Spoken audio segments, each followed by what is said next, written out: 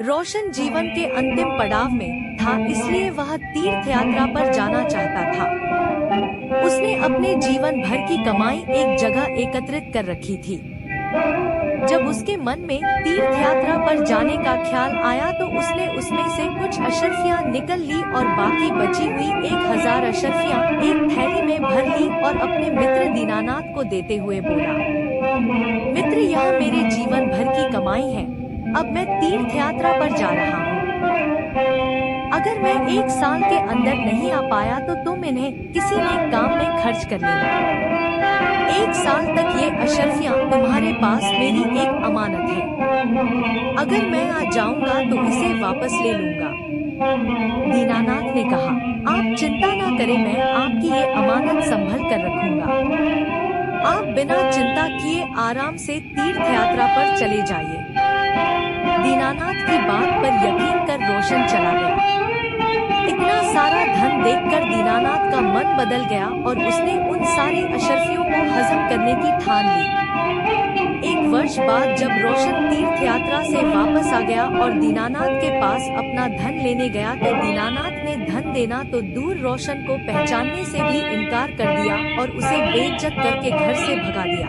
बेचारा गरीब रोशन अपने दोस्त की इस हरकत पर यकीन ही नहीं कर पा रहा था, लेकिन रोशन ने भी हार नहीं मानी और अपना धन दीनानाथ से लेने के लिए उसने बादशाह अकबर के दरबार में न्याय के लिए गुहार लगाई।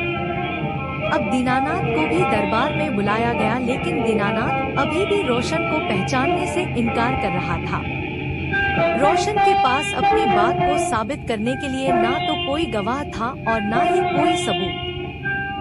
सच्चाई का पता करने के लिए बादशाह ने ये मामला बीरबल को सौंप दिया। बीरबल ने दोनों से दोबारा पूछताछ की, लेकिन दीनानाथ अपनी बात पर अटल रहा। बीरबल ने रोशन से पूछा, तुमने किसके सामने अपना धन दीनानाथ को दिया था? रोशन बोला, हुजूर, बस एक आम के पेड़ के नीचे मैंने धन दिया था और कोई गवाह नहीं था। इसका मतलब तुम्हारा गवाह आम का पेड़ है। जाओ तो उस आम के पेड़ से कहो कि वो तुम्हारे पक्ष में गवाही दे। अगर वो ना माने तो उसकी मिन्नतें करना, लेकिन पेड़ को गवाही के लिए लेकर आना, तभी तुम्हारा धन तुम्हें वापस मिल सकता है। बेचारा रोशन बड़बड़ाता हुआ चला गया। पेड़ भी भला गवाही दे सकता है। दीनानाथ और बीरबल महल में ही रोशन का इंतजार करने लगे। जब कुछ समय गुजर गया तो बीरबल बोला, अब तक तो रोशन आम के पेड़ के पास पहुंच गया होगा और उससे मिन्नतें कर रहा होगा। तभी दीनानाथ बोला, रोशन तो वृद्ध आदमी है, वो इतनी जल्दी वहां नहीं पहुंच सकता। अभी तो उसे काफी समय लग जाएगा क्योंकि वहां का रास्ता भी साफ नहीं है। बीरबल शांत होकर रोशन का इंतजार करने लगे। बहुत देर बाद रोशन महल में आया और बोला, महाराज, मैंने पेड़ से बहुत मिन्नतें की, लेकिन वो वहीं का वहीं खड़ा रहा। अब आप ही बता दीजिए मैं क्या करूं?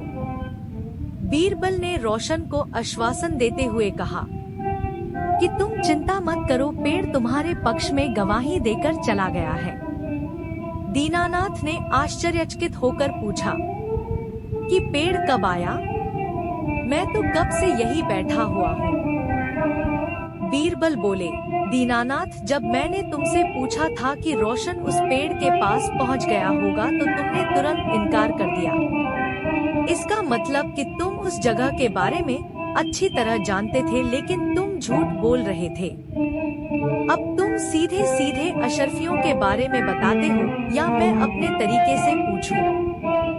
बेचारे दीनानाथ ने डर के मारे सब कबूल कर लिया। उसने रोशन से माफी मांगकर उसका सारा धन वापस कर दिया।